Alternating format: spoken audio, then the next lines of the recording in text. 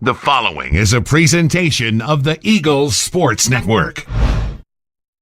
Hello and welcome into episode 27 of our podcast, Mossy Creek Conversations. I'm the voice of the Eagles, Adam Cavalier, and just delighted to welcome in to the podcast an all-region performer, a 7-year pro basketball player, and the 5th all-time leading scorer in Carson-Newman basketball history. Ish Sanders, thanks so much for taking some time out of your pre-Christmas plans and joining us here on episode 27 of the podcast. No, not a problem, Cav. I appreciate you guys having me on. You talk about Ish Sanders, and the thing that jumps immediately to the brain is scoring. More than 1,900 points in your Carson-Newman career. Your jersey hung in the rafters of your high school in Cleveland literally last week. How did you develop your scoring prowess? Man, that's sort of a coming in hot. I think obviously it starts with you get those same shots outside of practice. I think that's helped me throughout my whole career. That's starting from my stepdad coming into my life and making it an effort to have me wake up early in the mornings before anybody else would be up. So the gym would just be to myself, me and him, getting up thousands and thousands of shots a week. And so that way when it comes to game time, I've seen those shots so many times, and it just became comfortable. And I don't think a lot of people know this, but in high school, I played a former coach for the Eagles, Terrence Oglesby, played against him, unfortunately. And he used to give us nightmares and troubles, and he was so thinking about me getting my jersey hung up. I think he was so, I guess in my eyes, because I was so young, he was so much bigger than I was. Like, he was bigger than life to me. So playing against him was just crazy. In his home gym was just amazing to me. And I remember I heard through a grapevine that he used to shoot, I think, 500 to 700 shots a day. That's what he never said that himself. It may have been more, but that's what I heard. And I was like, man, if I can shoot more than that, I'm going to be just as good as a shooter, if not better than him. So I started shooting 1,000 from then on. So I think that was like my freshman year. So after that, I think my shooting really took a turn just because it's just so much repetition that I got in over the years. So, all-time leader in Carson-Newman history in threes made, second in sack history in threes made. The move that always sticks out to me is the step back. Did that come naturally in your development? How did you come about with that being the primary way for you to knock down a triple?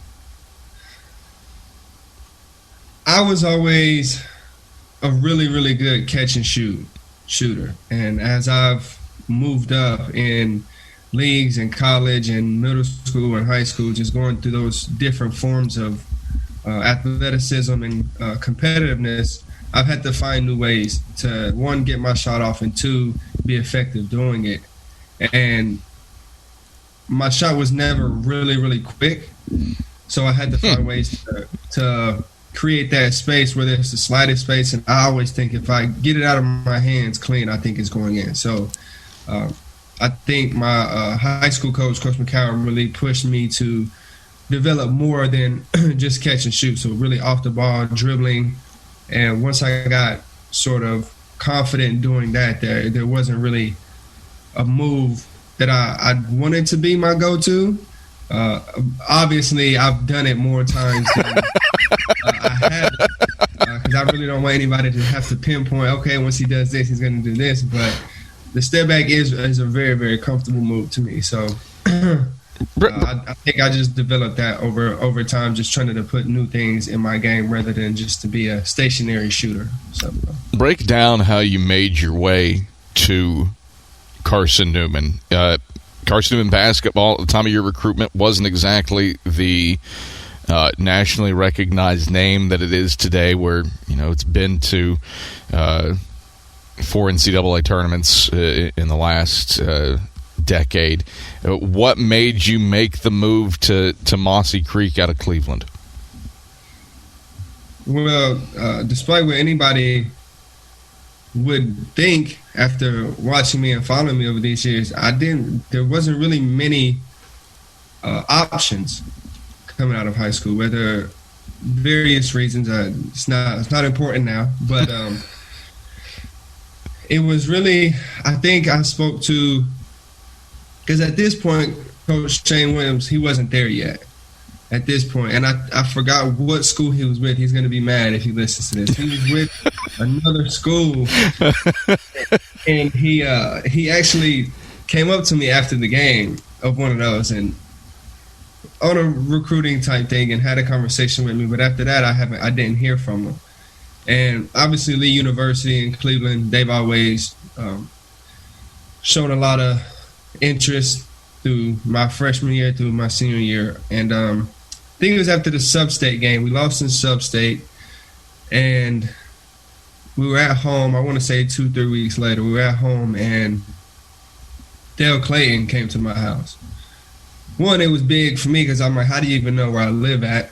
Because I haven't even spoken to him. So yeah, he just came in, and I don't think the conversation was even 5 minutes, and he was just like, hey, I want to offer you, and he had the papers right there. And I remember going into because my mom gave us some privacy, so she went in her room, and I remember going into my mom's room, and our conversation wasn't even 30 seconds, and she was like, this is it. This is where you need to be. She was always a firm believer in, I want you to go somewhere where you're wanted. Somebody wants you, you're just not their second or third option. Like, oh, I got to get him now because so-and-so didn't sign. Now I got to get him. Somebody needs to want you. So that's what she felt like, and that's what I did. Signed that night, and the rest is history. You get to Carson-Newman, a team that is coming off of a losing season. And year one, some early struggles, but you kind of start to see some success. Well, obviously, some big success the back half of the year. We'll get into that in a moment. But early on, the game that always sticks out to me, not that I witnessed it, but in terms of just numbers, was a loss to Georgia College, 60-30 in a tournament over at Tusculum. Team only made, I think it was 5 shots on the day. Those early moments, those frustrations, how did you work through that? Well, I think the good thing about the game of basketball is you usually have another game right after that. Maybe a day, 2 days. It's not like football where you have to sit on it for a week, or other sports where you have to sit on it for weeks. On end, you can get that back the very next game. You're going to hear about it that night, the next day in practice. But I think Coach Benson did a really good job. And whenever we're coming to practice, we're battling to face this next team. Yes, we're going to watch film on this last team, fix these things. But it was really just being the present. We can't do anything about those anymore. Obviously, everybody needs to get in the gym more. We're only making 5 shots. But I think we just looked ahead and pushed forward in practice. And I think that really set the standard for the games, is the way he ran his practices. When did you get the sense that things that year were starting to turn?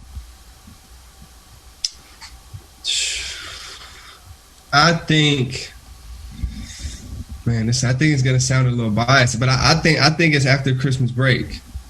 I felt that because sometimes you need to recharge your battery, and I think Christmas break did that. We had a rough start.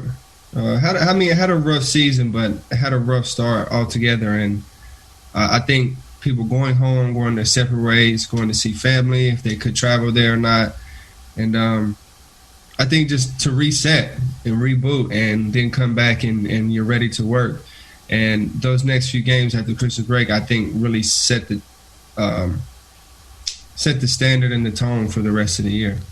Put together a little 3-game win streak Shortly after Christmas, you win 5 of your first 6. Coming back from the break, only loss was to Tusculum. And then some magic happens in February. February 16th, 2011, home game in the Holt Fieldhouse against Mars Hill, and win 106-86. The final score is probably not what's important. The 51 points that you scored, which now stands second in school history. At the time, it was a school record. At the time, it was a SAC record. Now, second in Carson-Newman history, third in league history. What do you remember about that day? 17-29 from the field, 11-23 from 3. About that day, I don't think I took the day any different. I remember, especially before Christmas break, just being really frustrated and obviously losing, because nobody likes to lose. But I don't know if you have the stats or the minutes right there, Cav. But the minutes before Christmas break, I didn't play a lot. Yeah. You were off the bench against Georgia College. You were off the bench against Hillsdale, against Union, Maryville, so on and so forth. So I didn't play a lot. So I remember having conversations with my mom, like, it's not like today. You can go and transfer portal or what, but I was just like, I don't know if this is the place I need to be. And obviously she talked me into staying, and I think I just came back with the new focus in practice, and that focus was show Coach Benson and the coaching staff why I feel like they needed me on the court. That was my focus, and I know I can help us win, and I have more to give than what I'm able to give in the little short amount of time that I'm able to play. So I was, in my mind, I'm just like, whatever time they give me, I'm going to make it the best. I'm going to do what I need to do, especially in practice, do everything he asks, whether I like it or not. And I think that was my focus coming back from Christmas, and I think it really helped. And long story short, Tone got hurt, which is unfortunate, but it's sort of like what you hear today, that next man up mentality, and I was the next man up, and that was my time. I can either take this and run with it, or he can be like, oh, okay, well, I'm just going to wait for Tone to get back from injury, and he's going to be the starter again. So I think I took advantage of that first start in that time, and I ran with it, and it was sort of surreal, because I think I heard just little murmurs and chatters, like every time we would come to timeouts, we would have Irwin Staten that was there. He would tap me and, hey, you need to keep shooting. You're at 40 or something like that. I don't know what the school record was at that time, 43 or something like that. 44. Yeah, he was like, you can get the school record. And then, of course, I have Toomer on the team, who is the leader in assists. So, like, I'm lucky with the people that I had. Like, it wasn't just me.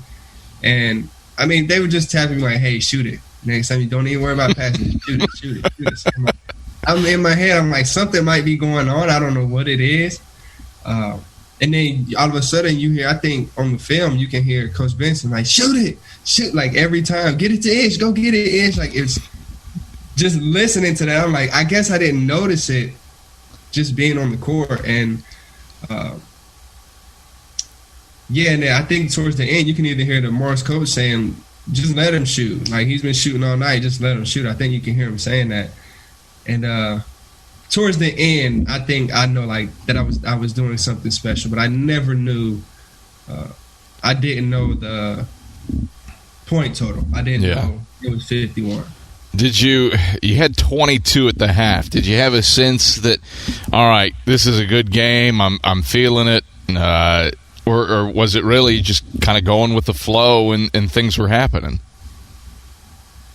To be honest with you, you get those games to where it's like, I can make anything right now. Anything I throw up is going to go in. But I to be honest with you, I think my mindset at that point was, this is my first start, I believe, and I want to win first. I'm trying to win this game, because if I'm starting and we lose and I have a bad game, I may not ever see it start again. So, as I said before, I was just trying to do whatever it took. And if that's me scoring 51, which I guess that's what it was, then that's what it took. But I started having that, this is going to be a good night, probably mid to late second half. That's when I started feeling like that. At first, I was just like, I'm just trying to win and play. Well, after you've scored more than 35 points. Yeah. So I'm like, okay, this is feeling good. Now after that, that's a different story. As I gotten older, it's like, okay, I'm feeling good tonight. So pull it. Yeah. It'll go up more times than not. I want to jump forward a little bit. You had 51 in a game while you played for Sunbury in Australia's Big V League. Do you draw any comparisons between that night as an adult that has been in basketball for more than a decade and kind of knows versus very young and a fresh-faced freshman? How were those 2 days similar? I think those 2 days they're similar, but they're sort of different. They're different in the way that game I knew I was feeling good, and it's like I just mentioned, it's going up because I mean when you're over there, you most of the time your role is to score, most of the time, and some leagues and some countries are very just cutthroat to where if you don't, you're gone. You're on the next plane back home. We're going to send somebody else that wants to be over here. So that was my mindset. That's always my mindset when I go over there. And it's similar in the way that, let me see how to put this. It's similar. What's surprising is it's similar in the way that the teammates responded to it also. Both teammates from Carson-Newman and Sunbury were very just, you go get it, you go get it, you go get it. Don't worry about us. We're just here. You go get it. We'll rebound it. We'll do whatever, but you shoot it. They were really similar in that aspect. But the thing I do miss about doing it over there and then doing it at home, one, I'm mad that I didn't at least get 52 because 51 is my highest. And it seems to always just get stuck on that number. But doing it at home, there's nothing better than doing it at home. I mean, you have your family there, your friends. It's just home. There's no other way to describe it. It's just home. And I was lucky enough to get wins in both of those too. So, of course, I would hope so. If you're dropping 51, when it happened, did you think this is going to stand for a while? When you got the record at Carson-Newman? Yeah. Yes. Yeah. Again, me being a freshman, I wasn't like, okay, that's gonna be there forever, whatever. But like as I started going through, because I mean, I've had some good halves after freshman year. Like I had 20-point halves. I'm like, oh, I'm about to like break the record. But then obviously you get in the flow of the game. You have Antoine out there that can also give you 50, and you have the team, and then you just get caught up in being with the team and being with family that no longer is your mindset, and then you just end up with whatever you end up with. But yeah, I was like, man, that's probably gonna stand a while. Like I'm gonna be up there for a while, but unfortunately, I was at the game. Yeah. Charles Clark broke.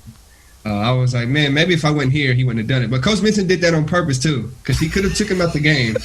And he looked at me. Coach Vincent gave me a look like, I'm gonna have him go for it. But, I mean, it's all fun. I mean, it was a great night. I'm glad that I actually got to witness that.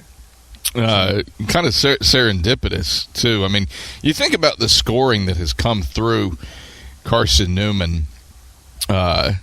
Obviously, your sophomore year, I mean, 2 all-decade teamers are there. Antoine Davis shows up. You guys busted Bird's chops frequently when he was a freshman and showed up the summer after your senior years. Yeah. I mean, there's, good Lord, nearly 6,000 combined points that has some sort of connection tied to one another. What does that mean to you?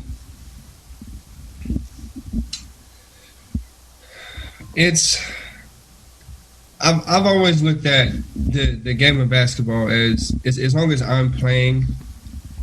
One, I want to create a family with that. I want to feel like we all care about each other.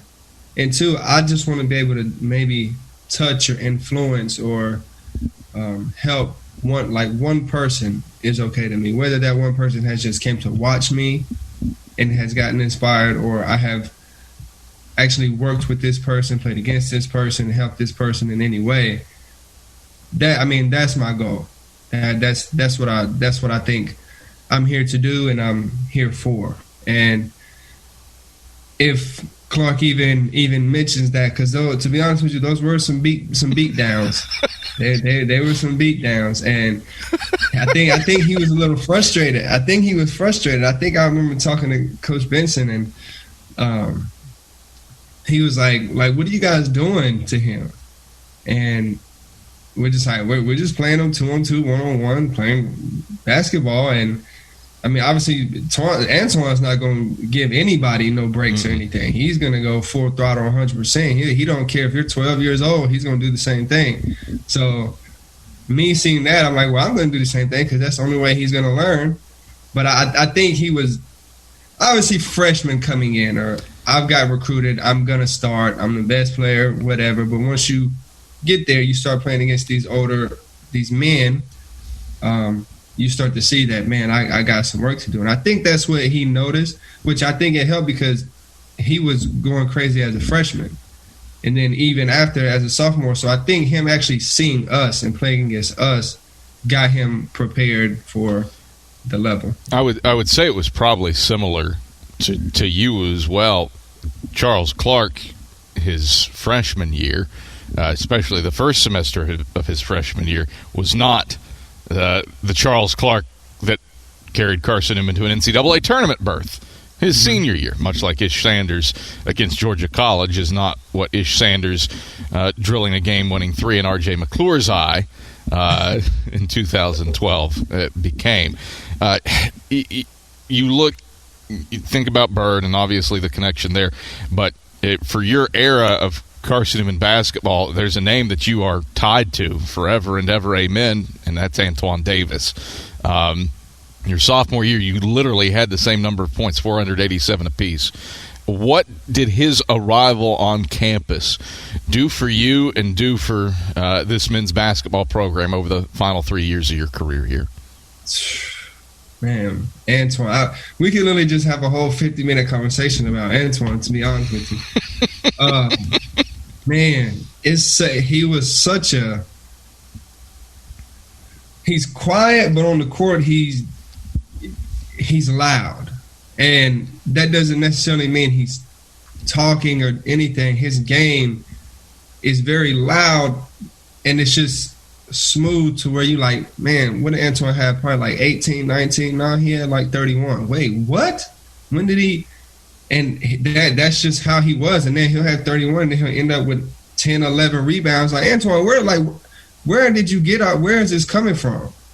And he made life for me just so – it was so much easier with Antoine out there. It was just – you want to take a play off on offense, Antoine, go ahead. I mean, that's what it was. And it got to the point where it was funny. We'd just be calling plays for each other. Like, hey, run this. Let Antoine get it done there. And he'll be like, oh, you hit 2 threes in a row. You should get this. So it would just be a little – he's so great, but then he's so unselfish at the same time. And you don't run across those players. And I think that's why we were so successful, is because if Antoine wanted to go out there and give you 50 – he could do that. Mm-hmm. If his mindset was like, I'm getting 50 tonight, he can do that easily. And I've told him, like, I think he's probably the best player to come through Carson-Newman. If he stayed 4 years, he would be probably the best to come through. And to have somebody of that caliber be so unselfish and so encouraging of everybody else and his teammates, and also be hard on them in practice because he's trying to win. That's all he wanted to do, was win. He didn't care about anything else. He could have had 7 points. If you win, he's in a great mood. You don't see that often. You usually have those big heads coming in there, and they might lose you a couple games, but Antoine will not lose you a game. He's one of the few players you bring up his scoring ability. You know, at this level, all it takes really is a move. You know, Sawyer Williams, literally duck the shoulder, hook shot, and there's 1,500 points. Charles Clark, at the end of the day, get up and down, Euro step through the lane, and you've got 2,300 points. Ish Sanders, step back threes over and over and over. Antoine Davis could do so many different things, so many different ways at an uncommonly high level. How is that? Do you feel the same way?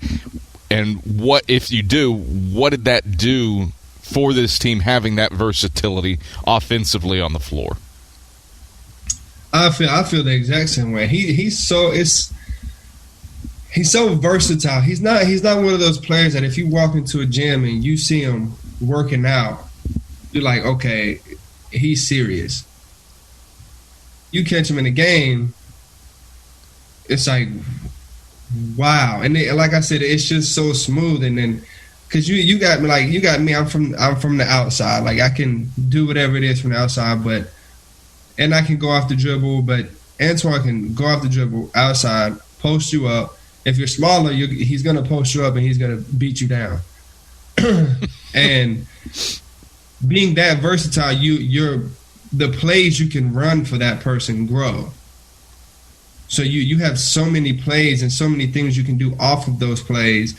He had so many backdoor assists to Sawyer and Carson just from posting up and somebody coming to try to double him and it's a little dump off. He had so many of those, and we planned for those, because if you don't double that man down there, he's going to score or get fouled.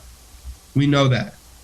So if it's anytime we want a sure bucket, Antoine go post somebody up, and we're going to get one. Once the playbook opens up like that, and then they realize, okay, I can't double him, he can pass it too. But then it's 1-on-1, and then the defense gets in this scramble mode to where they all of a sudden are leaving me open, 3, and then they're all of a sudden leaving Antoine open, 3, and then you have all these other players, that Carson that can bang down low, and then Jared was such a efficient player, and just to have somebody like Antoine shoot as much as he did and be efficient like he was, you don't see it. You don't see that often. I think about your senior class, obviously Twan, but Kevin Leatherwood and Ray Likely. All 4 of you end up in basketball professionally. Twan, a multi-year professional career. Ray Likely still coaching. I think he's at Navy now with the women's basketball program as an assistant. Ray Likely, an assistant here at Carson-Newman. What's that say that all 4 members of that senior class go on and have basketball in their lives post-graduation?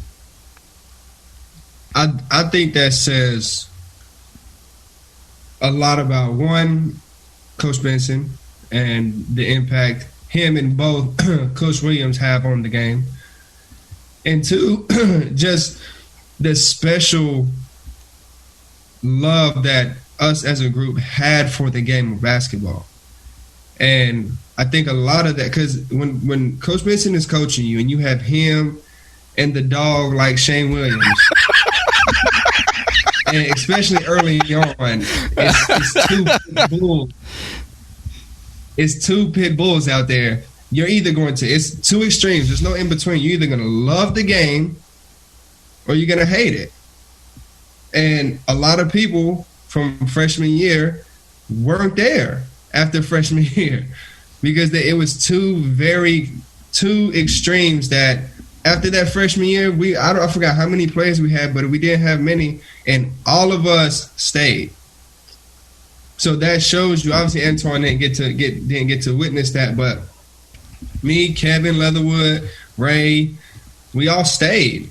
And it's the knowledge and the wisdom and the work ethic and everything that Coach Williams and both Coach Benson showed and impute into you. It's just, it's contagious. It's contagious, and like I said, you're either gonna love it or you're gonna hate it. And I think all of those guys loved it. That's why we were so successful our senior year, and that's why all of these guys are successful after the fact too.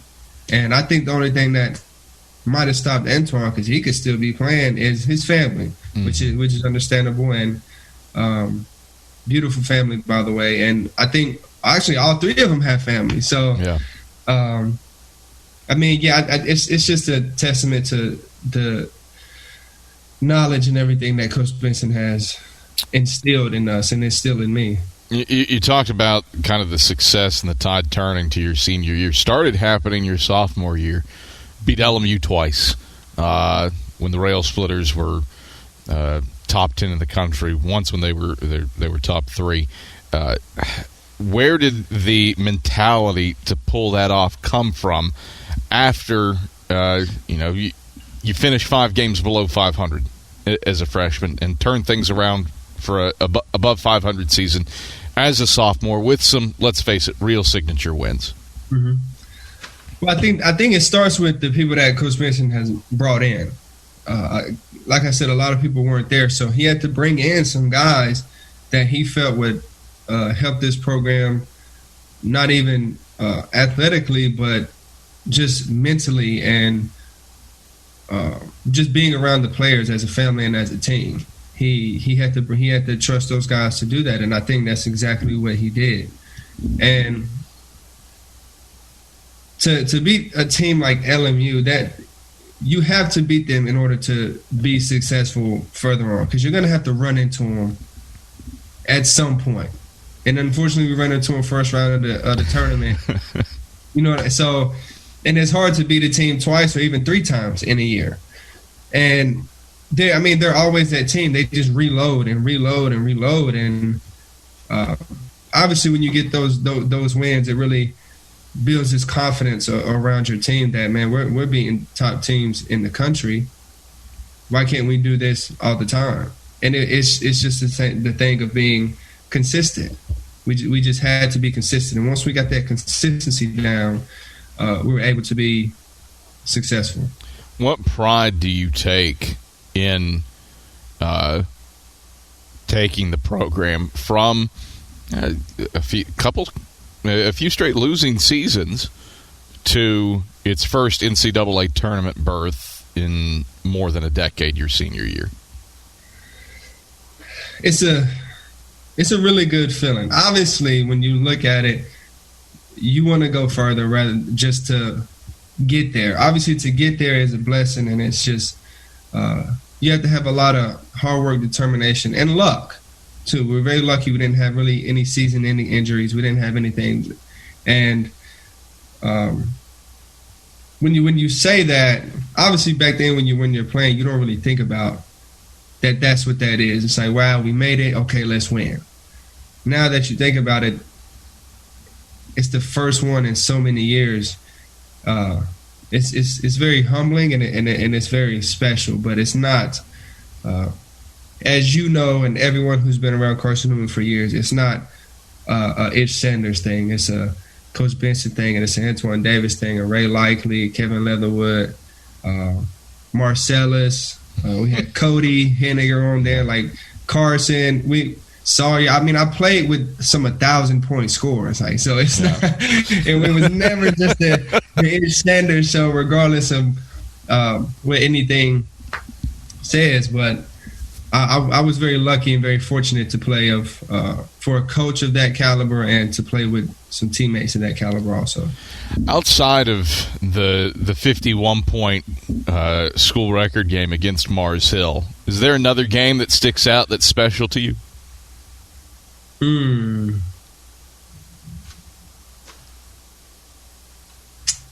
Wow. Obviously, the game winner against Lenoir, that sticks out.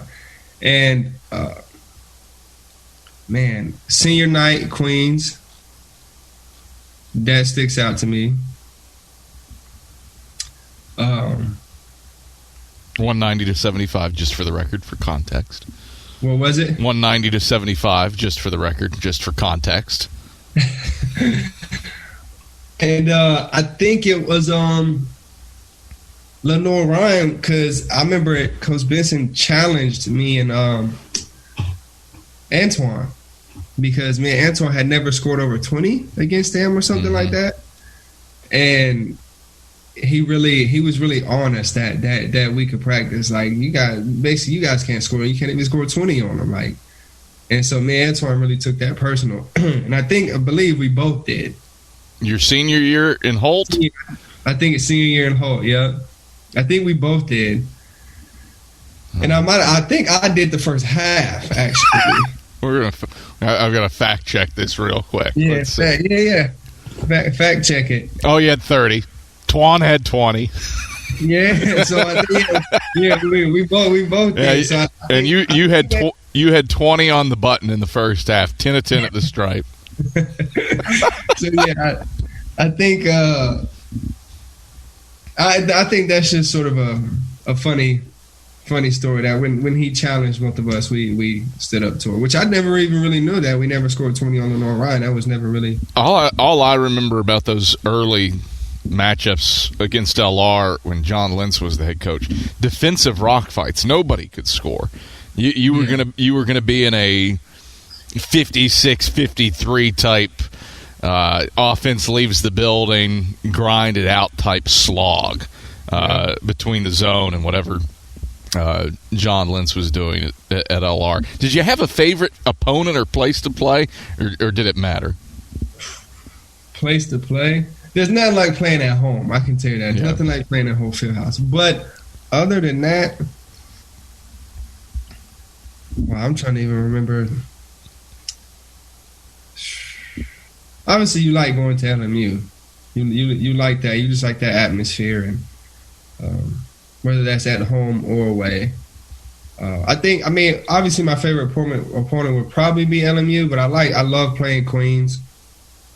I like playing them. I love playing Wingate.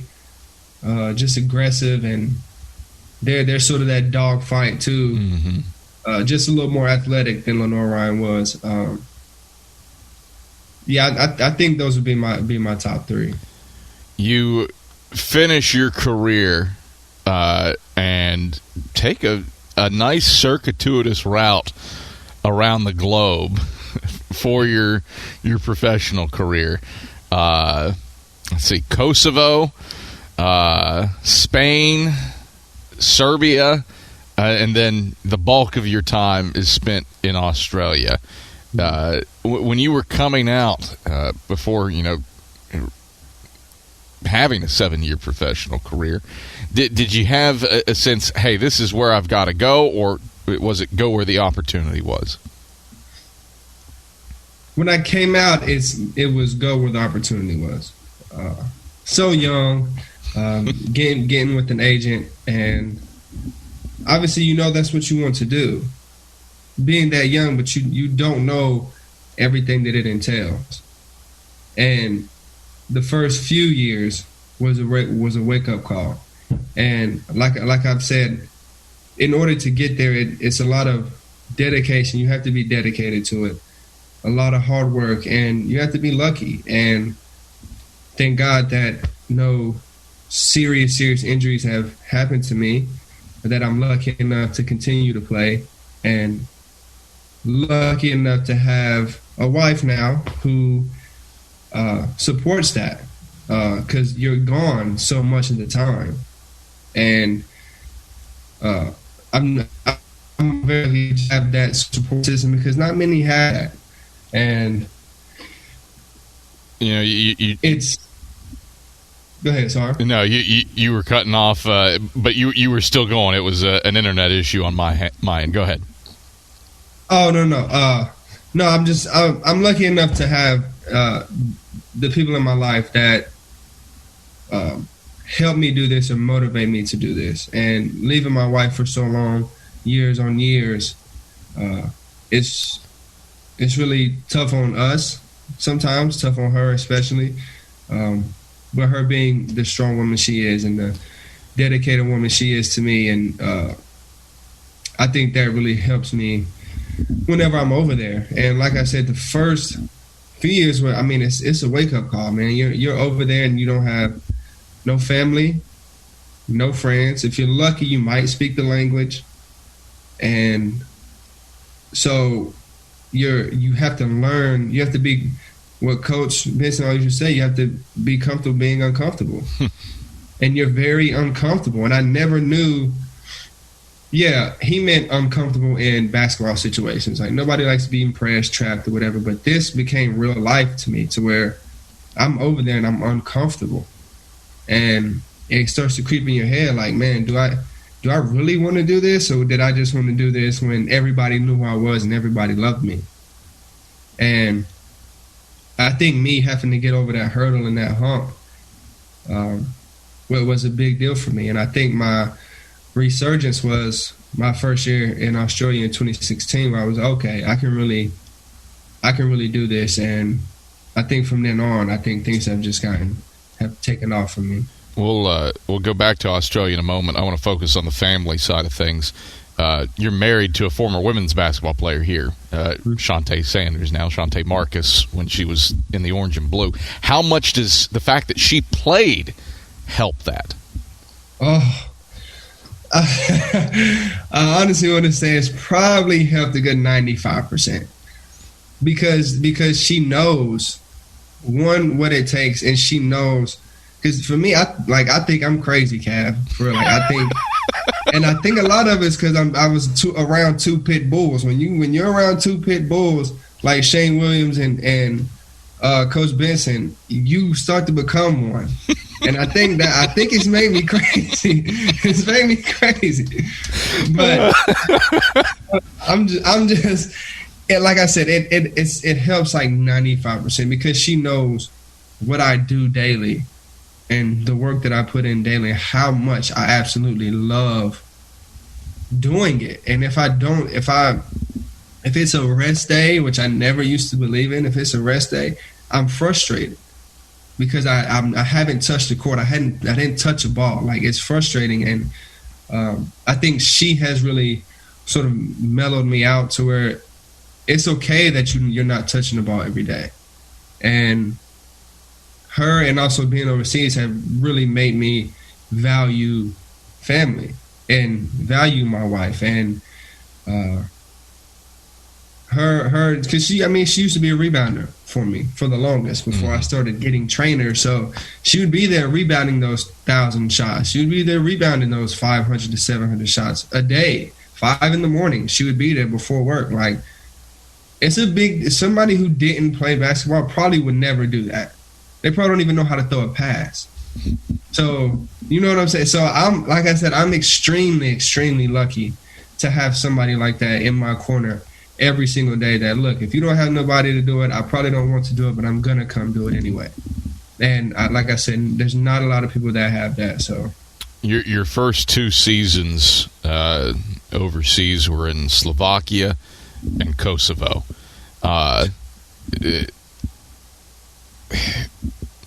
Not exactly the, especially Kosovo, a country that you say the name and it evokes war-torn images.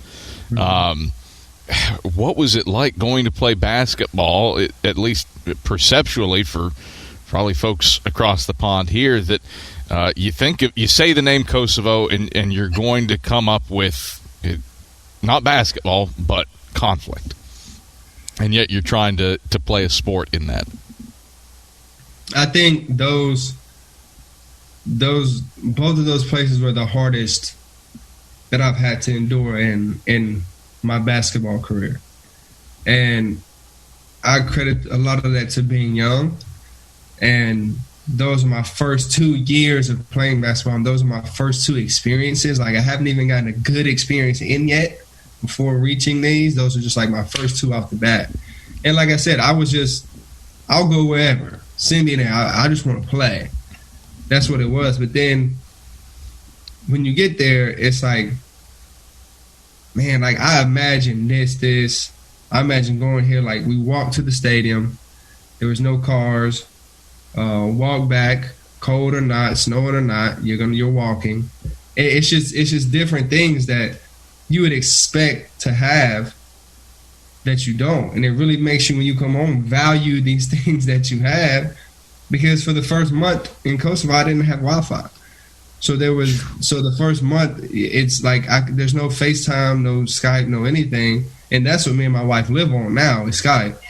So I'm over there, and you should have seen the bill the first month. It was insane. So it's a real eye opener, and I'm very grateful that those were my first two experiences. So now I know how to navigate those situations and put myself in a better place mentally if I ever face those challenges again. So stuck it out though in Australia. I mean, went there, left for a year for Spain, but then went back when all with the same club in Sunbury. Took them to a title, earned MVP honors, earned All-Star honors. What did it take? What did it take? Where it is professional and you've got a little bit more churn, guys coming in, coming out. For me, I think it was the family aspect of it. When you're in a town like Sunbury, it's very family oriented, and Australians are so nice. If you've never met one, they're so nice, so loving, and when you're there, they treat you like you're their own. Like my friend, I still going there. Everybody wants to cook for you. Like I've never had their meals, but everybody wants you over their house to cook for you. That's just how they are. And me experiencing that for the first time, I'm like, that's rare. Like you said, there's very. You're in, you're out, you're at a new team, you're here, you're there. Like a lot of players are like that. Until you find a club that you love, that you would stay for even 2 years, 3 years, you're lucky. And that's just this sort of support system and the players and the families that are around there. And I always call them, and they know they're my second family. They're my home away from home. Very quickly. I shockingly have a story about this, and I don't know if I've ever told you this. 2016 is your first year there. My family and I went to Italy, where my grandparents, my great grandparents immigrated from. So my dad wanted to see Italy, and we went there with the tour group. And there was a significant chunk of Australians on this tour group. And there was a family from Sunbury who were just over the moon that I knew Ish Sanders. You'd come in and had a couple 31-point games and earned Player of the Week a couple times, and they were enamored by the American for the Jets. And so just this, whoever thinks that, Carson-Newman's radio voice goes to Italy and meets some Sunbury Jets fans who love Ish Sanders. Wow. But it speaks, I would say it's probably part of the reason why you've stayed there throughout your playing career. That is a club that has the support that actually, loves the people that play for it. Mm-hmm. Yeah, that you hit it right on the head. That exactly is why I'm back. I continue to come back. Just people like that. I'm not sure who the family was, because even going back, they've never said anything to me. I probably have never even spoken to them. They probably just come to the games, which is a blessing for me. And it's like I said, it's one of the things that I look to do in playing the game of basketball is whatever you're going through at home, outside work, whatever, you can come, hopefully enjoy the game. Hopefully it's a good game, and hopefully you enjoy watching me, because I'm lucky enough to fill that one American spot that you're able to have. So I hope that I can put on a good show for you and your family, sons, daughters, whoever come and watch. And I think that I've done that so far. I want to go back to your time here at Carson-Newman. Didn't initially finish your degree when you left here. Came back 3 or 4 years later and got it. How important was it for you to earn that degree? And even though you're making your living playing basketball, you get those letters next to your name. it was probably one of the more important things to do in my life. Like you mentioned earlier, I met my wife at Carson-Newman, got her degree, four and gone. She was always in my ear about it, talking about it, and obviously my family was talking about it, and I think that's the main thing Coach Benson wanted from me. I think that before playing basketball is what's more important to him, and having all of these different people in my ear and motivating me, it's hard to let them down.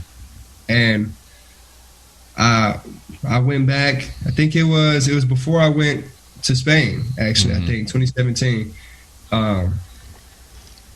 and I did it. And that's probably the hardest that I've ever worked at school. Period. But I was just so motivated to do it at that point. And I believe in 2017 we were hurricane was coming to Florida, I believe, and it was 2 months before I had to be in Spain, and so we're getting things, and me and my wife Shantae are packing things up and trying to go up to Tennessee with my family just to get away from it. And the very first thing I asked for, I was like, "Where's my diploma at? Grab it. You can leave the Xbox, leave everything here. You better grab that." I think I just got it too, probably like a month before. I'm like, I'm taking that, and it was right in the car with me on the way up there. Like, so it's like I said, it's one of the more important things that I did in my life, and I wouldn't take it back. I'm so happy that I went and did that. As you were initially playing, just to revisit this real quick, it's staggering to me for a little school like Carson-Newman, the number of professional players that it has produced over the last decade. You, Antoine, Josh Rogers, still hooping in England with London, and spent some time with Israel, in Israel, right out of his collegiate career. Did you swap notes at all as you were having these experiences? With Raji, I haven't. I haven't with Raji. He'll comment every now and then on some posts or whatever. But Antoine, absolutely. I can't remember exactly the conversation because I think he left before I did. Yeah, if I'm not mistaken. So I would always say, "Oh, how is it?" with blah blah, and he was real big into playing games. So he was like, "Man, I just brought my Xbox or whatever over here. So whenever we're not practicing, I'm playing the game or whatever." So I'm like, "Man, maybe I should do that," but I never did, and I think his situations were probably a little better than mine, especially at the beginning. Yeah. But yeah, I would always talk to him all the time. We used to swap notes of how you feeling, how's it going, if you need anything, talk to. It was always some sort of like that. I mean, with us, I think we're so close now that basketball is on the back burner. How are you? I hope everything's holding up for you over there. Before I know what you're gonna do on the court. That's fine. You're Antoine. It's gonna happen. So, he's really important in my corner whenever I'm gone. So, you think about, and you kind of alluded to it. Carson-Newman, met your wife here. You literally grab a degree and a diploma as you're evacuating for a hurricane. What does Carson-Newman mean to you? It's the most important experience in my life. I mean, like a lot of things that were instilled in me came from Carson-Newman. A lot of things of who I am today, basketball-wise, mentally-wise, around family, friends-wise, was instilled from Coach Benson, Coach Williams, and Carson-Newman. Like you said, I met my wife there. If I never went there, it wouldn't have happened. Just so happened that we both played basketball, and everyone always tries to mention loving basketball. It was not that situation, so I don't want that to come up. It was not a loving basketball. I always joke with. I don't know if she can hear me. She's probably in there listening. That she never really paid more attention to me until I scored 51. So I don't know what happened there. Something happened there. But I heard a yell from the background. Yeah. You can probably hear it back there. I joke with her that that's why she came. But I mean, it's like I said, it's probably the most important thing. I mean, I've formed so many relationships, met so many people that can give you knowledge and everything. And like, I mean, you mentioned it, not even the people that are playing basketball, the people that are still around basketball. I think that's important. And I think that goes to show you how committed and dedicated that our coaching staff was to make you want to continue to do that in your career. Like Colin is crazy right now with what he's doing. And he's always been a fitness guy, but he's still around the game of basketball. And even the snippet that I listen from him, he's like me. He still thinks the same things that Coach Benson was preaching and everything. And I mean, that's so important. You got Kevin that's still around the game. It's so many people that's still around the game. And I was lucky enough to play and be around these guys that share the same passion as you do. And that's rare. One question before we wrap up, and we'll bury it deep in the show. Give me your best Shane Williams story. Oh, man, I think this might be. Is this PG? It might be. Oh, man. Oh, wow. That's a good question. I got a couple of both of them, but man, I'll do more of a motivational for Coach Williams before. So one of the things that I continue to think about, I think we was in practice freshman year. So I'm coming in, I don't know. I'm just coming to practice where like I haven't really gotten accustomed to the hard work and practice and everything.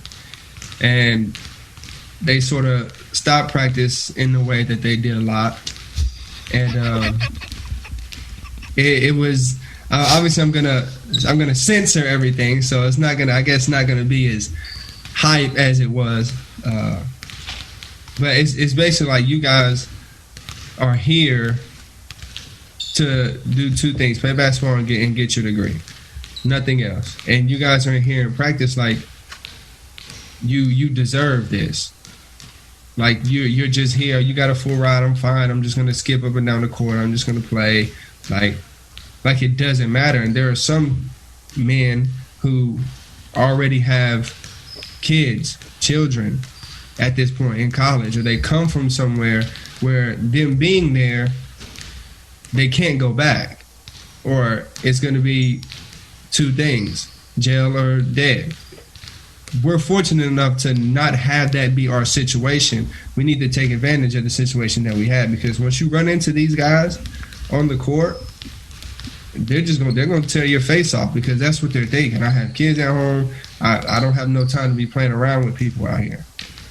And he was like, you guys need to change the way, because when you run into these guys, you'll know who they are.